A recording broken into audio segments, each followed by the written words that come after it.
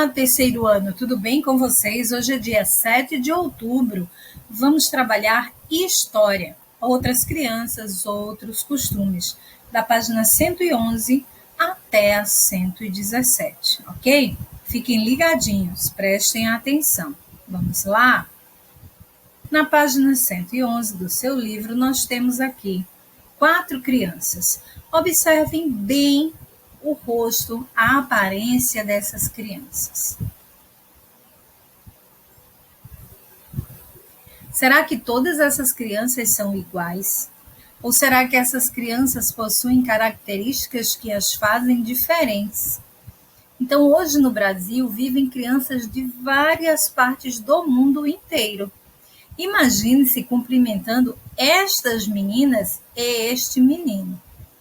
Oi, como vai? Qual seria o tipo da resposta que você ia encontrar? Então vamos lá. Eles também vão cumprimentar você com a mesma frase, só que usada na língua do seu país de origem. Manuela nasceu em Portugal e veio acompanhar os seus pais que estão trabalhando no Brasil. Ela fala português, a língua que também falamos no Brasil. A língua portuguesa ela é falada em diversos países no mundo. Claro que nem tantos países quanto nos Estados Unidos, por exemplo, nos países que falam a língua inglesa. Mas são muitos os países que falam português. Países da África, na Europa temos Portugal. Então vejam só, ela responderia para você como vai.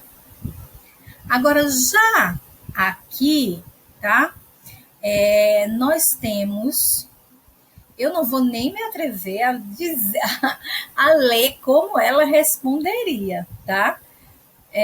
Mas Sumiko nasceu no Japão, seu pai é japonês e a sua mãe é filha de japoneses que vieram para o Brasil há muitos anos. O pai de Sumiko naturalizou-se, ou seja, ele aceitou a cidadania brasileira e ela vive hoje no Brasil com a sua família, tá? Então, aí nós temos a frase como vai em japonês, tá? Konnichiwa o genki desu ka? Provavelmente não é assim, tá bom? Então, vamos lá. Henrico é filho de italianos. Os seus avós, já moram no Brasil há muito tempo. Sua mãe é brasileira, filha de italianos, e o seu pai nasceu na Itália, mas hoje mora no Brasil. Então, ele diria a vocês: Oi, ciao, come stai? Pois é.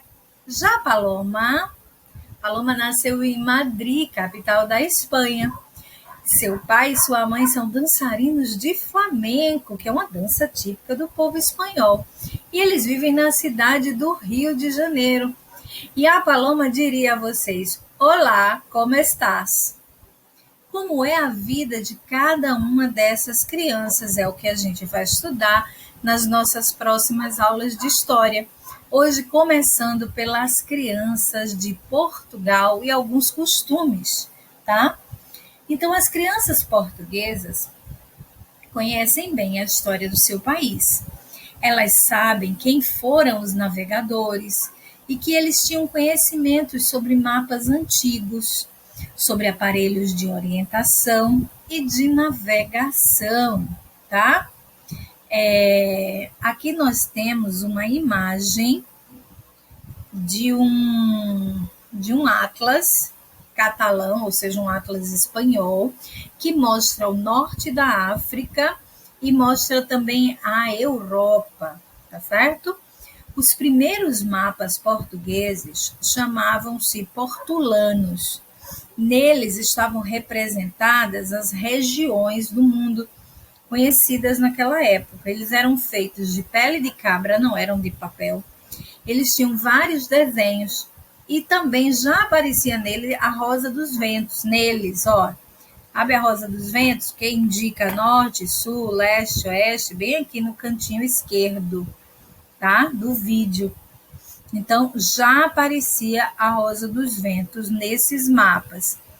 Ela indicava a direção dos lugares e a escala, que indica a medida usada para reduzir o tamanho, tá? Então, se vocês forem perguntados assim, que elementos que pertencem, estão presentes nos mapas atuais, estavam presentes nos antigos mapas portugueses, você pode dizer a escala e a Rosa dos Ventos, tá bom? Então, vamos lá. Bem aqui nessa página, na 115, nós temos a bússola, tá? A bússola, essa que está aparecendo aí, ela tem um estojo de marfim e provavelmente é uma bússola italiana do ano de 1570. E era um aparelho muito usado nas navegações para a orientação, para indicar o rumo a ser seguido. Os portugueses também construíram as caravelas e as naus. Para quê? Para viajar pelo Oceano Atlântico, tá? Numa época em que as pessoas não faziam essa travessia. É muito importante vocês saberem o seguinte: naquela época, se imaginava que a Terra era redonda, que não se imaginava que a Terra era redonda. Se cria, né, se acreditava que a Terra era quadrada, isso mesmo. E sendo quadrada a Terra, se acreditava que se você navegasse para algumas regiões, o seu barco cairia, tá? Ou simplesmente o seu barco seria atacado por monstros, terríveis monstros marinhos, atacariam o seu barco por nada.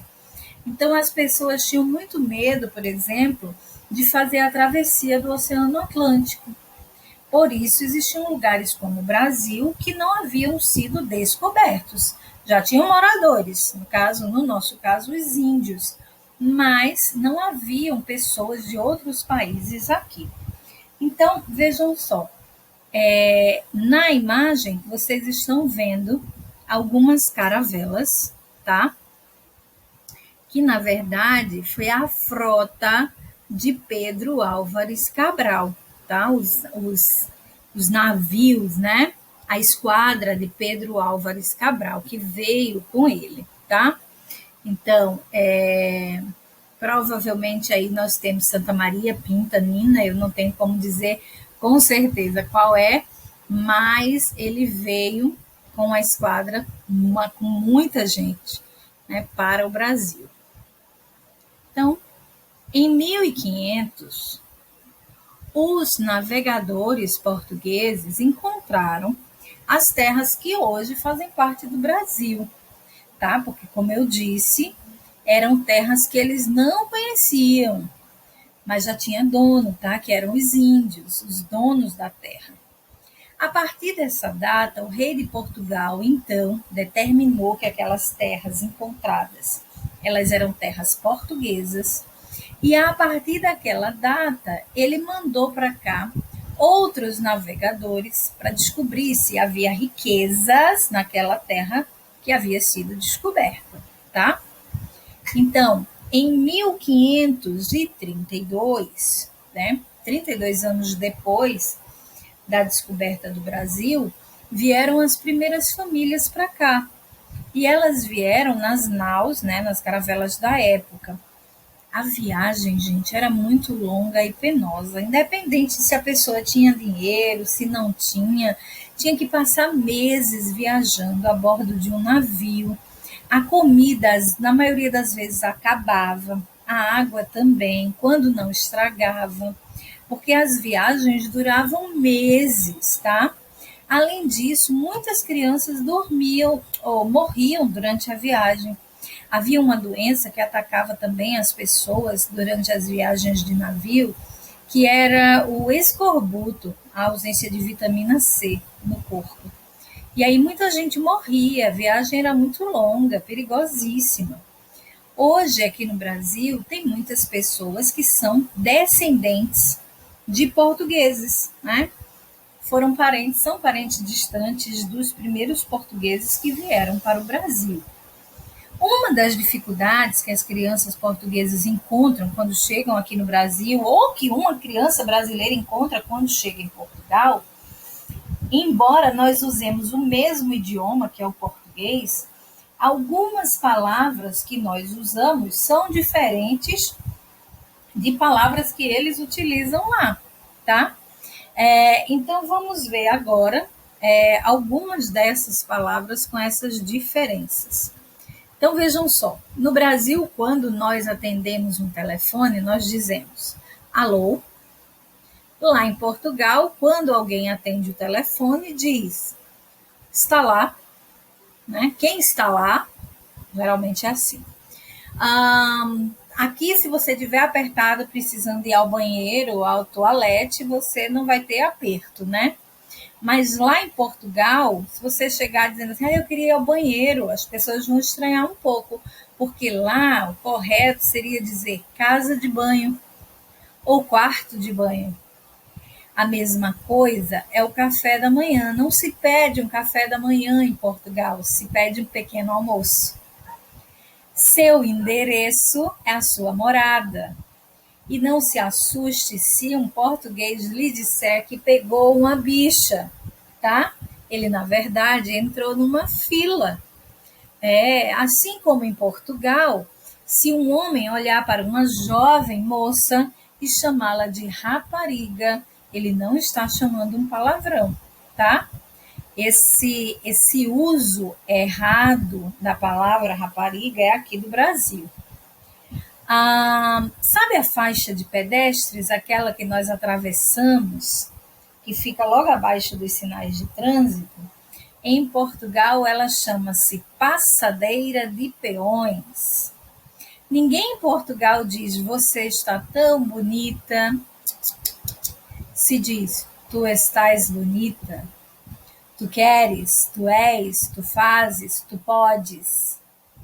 E outra coisa, se você quiser fazer um passeio de trem, terá que dizer que vai pegar um comboio, tá? O celular, não tem aqui, mas o celular eles chamam de telemóvel, tá?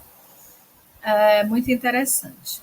Então, as brincadeiras em Portugal também recebem nomes diferentes, claro, tá? No Brasil, brinca-se de esconde-esconde.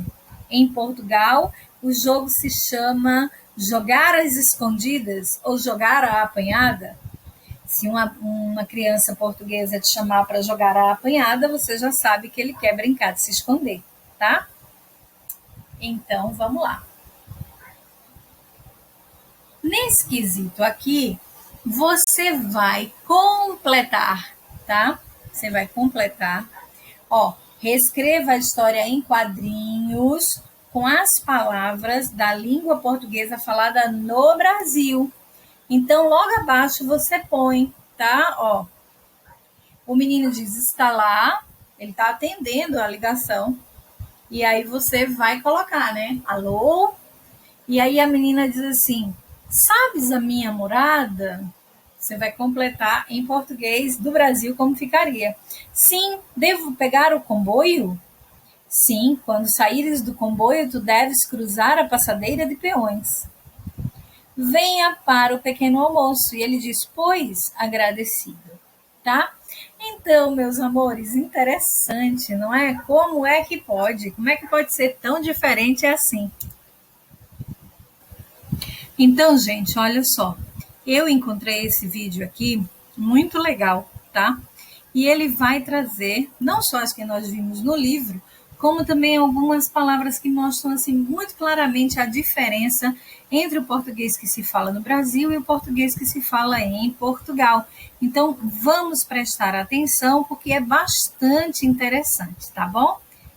Muita gente quer vir para Portugal, seja para morar ou para passear, porque afinal de contas a língua é a mesma, né? É muito mais fácil. Mas a gente já viu que nem sempre é tão fácil assim, então a gente resolveu ajudar vocês com isso.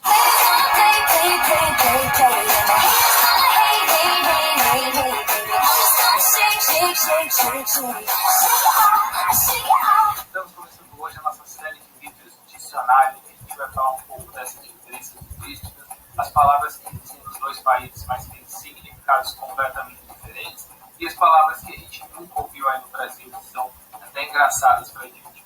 Vamos começar pelos transportes, então. Afinal de contas, é algo essencial, né, para quem acabou de chegar no país. Por aqui, os ônibus são chamados de autocarro e o trem é chamado de comboio. O metrô é o metro mesmo. Agora, se você parar num dos inúmeros cafés de Lisboa para tomar um cafezinho, não se espante se alguém perguntar para você se você quer a chávena grande ou a chávena pequena. Afinal de contas, o que é chávena? A chávena nada mais é do que a xícara. Então, xícara grande, xícara pequena. Quero café! Quero café! Quero café! E muitos programas de receita a gente vai ver também. Coloque uma chávena de água, uma chávena de farinha. É uma palavra que soa um pouco estranha pra gente, mas simplesmente significa xícara. E se tiver um dia mais quente e você for tomar um suco, podem te perguntar, quer a palhinha? Palhinha, por aqui, nada mais é do que o canudo. Para as mulheres que estão vindo para Portugal, se te chamarem de rapariga por aqui, não se ofenda. Aqui, rapariga significa moça, não tem a conotação negativa que tem aí no Brasil. O banheiro, aqui é a casa de banho, mesmo que ele não tenha chuveiro nem banheira, é a casa de banho. Então, se você estiver num restaurante, algum estabelecimento comercial, você precisar ir no banheiro, você pode perguntar onde fica a casa de banho.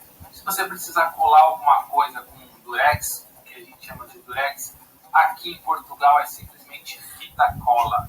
A fita adesiva chama fita cola. A curiosidade dos carros. E aí você precisa limpar o seu banheiro, você vai no mercado, procura da Cândida e você não acha. A Cândida aqui se chama lixívia. A água sanitária é lixívia. É um nome que soa estranho pra gente, mas depois a gente acostuma. Lixívia é a Cândida, a água sanitária. E se você está procurando um hotel para ficar durante a sua hospedagem aqui em Portugal, veja se ele oferece pequeno almoço.